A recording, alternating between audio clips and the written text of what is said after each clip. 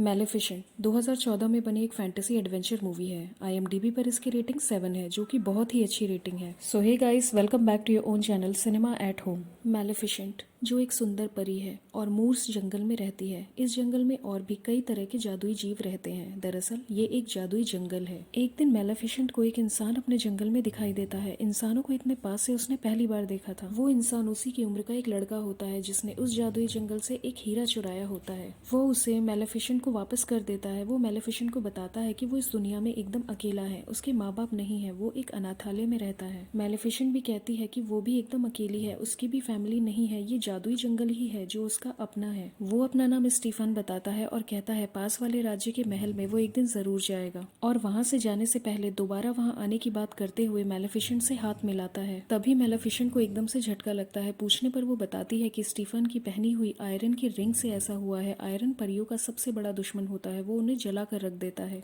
ऐसा सुनते ही स्टीफन वो रिंग उतार के फेंक देता है। उसके ऐसा करने पर मैलेफिसेंट बहुत ज्यादा इम्प्रेस होती है।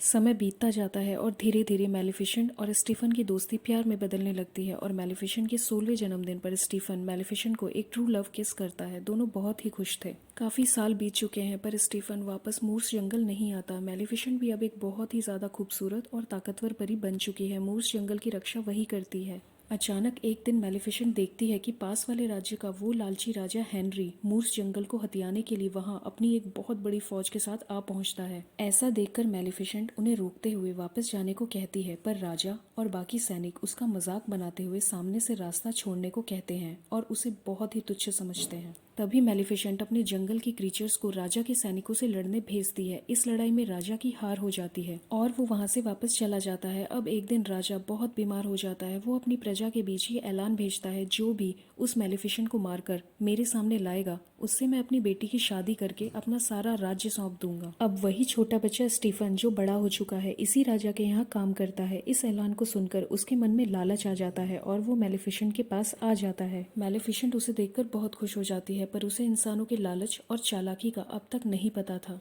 उसे नहीं पता था कि स्टीफन उसे मारने आया है। स्टीफन उसे पानी पिलाता है जिसमें बेहोशी की दवा होती है और उसे पीकर मैलेफिसेंट बेहोश हो जाती है। अब स्टीफन उसे मारने ही वाला होता है पर रुक जाता है। वो ऐसा नहीं कर पाता। अगली सुबह जब मैलेफिसेंट उठती है तो उसे बहुत ही दर्द हो रहा होता है। वो देखती है कि उसके पंख नहीं हैं। दरअसल स्टीफन उसके पंख काट कर ले जाता है। अब मैलेफिसेंट बहुत दर्द में है और स्टीफन के दिए इस धोखे से सदमे में भी है। वहीं दूसरी तरफ स्टीफन मैलेफिसेंट के उन पंखों को ले जाकर राजा को दे देता है और कहता है कि उसने मैलेफिसेंट को मार दिया है। ऐसे में खुश होकर राजा अपनी बेटी की शादी उससे कर देता है और साथ ही साथ उस राज्य का राजा भी बना देता है। समय बीतता चला जाता है। अब एक दिन मैलेफिसेंट देखती है कि कुछ लोग एक कौवे को जाल में कैद करके उसे मारने ही वाले होते हैं कि मैलेफिसेंट उस कौवे को इंसानी रूप में बदल देती है। ऐसा देखकर वो लोग डरकर वहां से भाग जाते हैं। अब वो कौवा जो इंसान बन चुका है मैलेफिसेंट का शुक्रिया अदा करते हुए जीवन भर उसकी सेवा करने का प्रॉमिस करता है। उसका नाम डेविल होता है। अब मैलेफिसेंट के आदेशानुसार डेविल महल में जाकर वहाँ की खबर मैलेफिसेंट के लिए लाता है और बताता है कि स्टीफन ने वहाँ के राजा हेनरी की बेटी से शादी कर ली है और अब वो वहाँ का राजा बन गया है। स्टीफन का ये धोखा सुनकर मैलेफिसेंट आग बबूला हो जाती है और जंगल को एक डार्क किंगडम में बदल देती है। कुछ समय बाद स्टीफन की एक बेटी जन्म लेती है। ऐसे में महल में एक बहुत ही बड़ा जश्न रखा जाता है। ऐसे में मैलेफिसेंट भी वहाँ आ जाती है, जहाँ सब उस बच्ची को अपनी अपनी ब्लेसिंग्स देते हैं। वहीं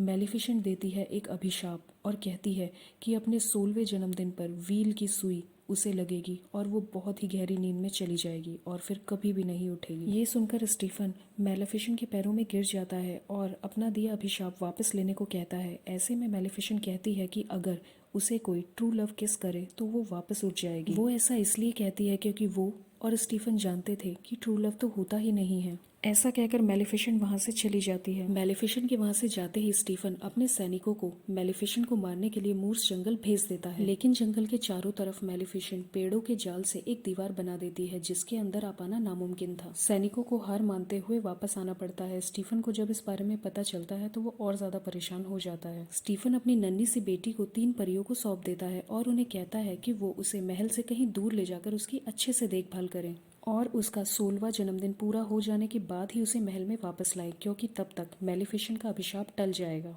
ऐसे में वो तीनों परियां बच्ची को अपने साथ लेकर चली जाती हैं। उस बच्ची का नाम ऑरोरा होता है। मैलेफिसेंट को अपने कौवे जिसका नाम डेविल होता है उससे पता चलता है कि ऑरोरा तीनों परियों के साथ है। वो उसे वहां देखने के लिए आती है। मेलिफिसेंट ऑरोरा से बहुत नफरत करती है। वो तीनों परियां ऑरोरा की देखभाल सही तरह से नहीं कर पाती। मेलिफिसेंट ऑरोरा को कई बार गिरते गिरते बचाती है। मेलिफिसेंट उसका बहुत ध्यान रखने लगती है।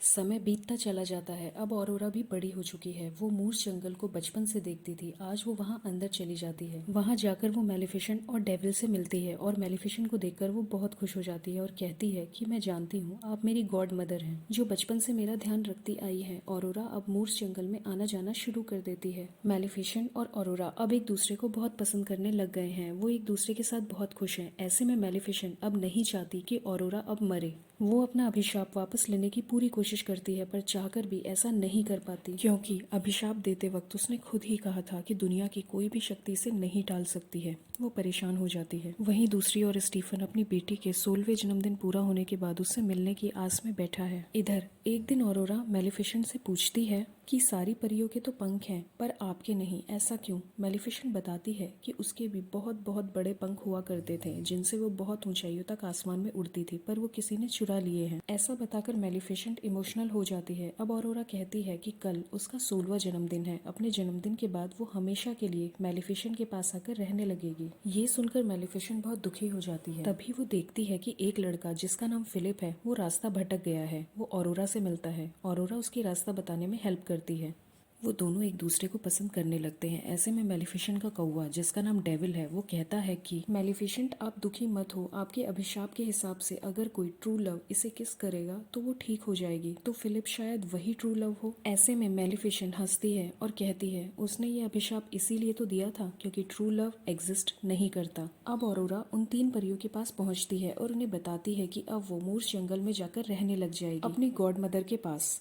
ये सुनकर तीनों परियां उसे सारी सच्चाई बताती है। दरअसल ऑरोरा को अभी तक ये भी नहीं पता था कि उसके माता पिता जिंदा हैं। ये सब सुनकर ऑरोरा मेलिफिसेंट के पास जाकर उनसे पूछती है कि क्या ये सारी बातें सही है कि आपने ही मुझे अभिशाप दिया है जिस वजह से मेरे 16वें जन्मदिन पर मैं मर जाऊंगी। मेलिफिसेंट मान लेती है। अब वो सीधे अपने पिता के पास पहुंच जाती है। ऐसे में स्टीफन उन 3 परियों पर गुस्सा करता है कि क्यों ऑरोरा आज ही आ गई अपने 16वें जन्मदिन के एक दिन पहले ही। अब ऑरोरा की सेफ्टी के लिए स्टीफन उसे एक रूम में बंद कर देता है और किसी को भी अंदर जाने की परमिशन नहीं देता। अब ऐसे में अगले दिन यानी ऑरोरा का 16वां जन्मदिन, जिस दिन मेलिफिसेंट का अभिशाप पूरा होना था, ऑरोरा उस कमरे तक पहुंच जाती है जहां व्हील रखा होता है और उसकी निडल पर जोर से उंगली रखती है, जिसे रखते ही वो गहरी नींद में सो जाती है। वहीं दूसरी तरफ महल की ओर घोड़े पर सवार होकर आ रही मेलिफिसेंट, जो फिलिप को भी अपने साथ ला रही होती है, उसे ये एहसास हो जाता है कि महल में उसका अभिशाप पूरा हो चुका है। अब वो आ पहुंचती है महल के उस रूम तक जहां ऑरोरा गहरी नींद में होती है। अब मेलिफिसेंट फिलिप को ऑरोरा को किस करने को कहती है। फिलिप उसे किस करता है पर ऑरोरा नहीं जागती। ऐसे में मेलिफिसेंट बहुत इमोशनल होकर ऑरोरा से माफी मांगने लगती है और ऑरोरा के फोरहेड पर एक किस करती है और वहां से जाने ही वाली होती है कि तभी पीछे से आवाज आती है ऑरोरा की, गॉड मदर। मेलिफिसेंट बहुत खुश हो जाती है, यानी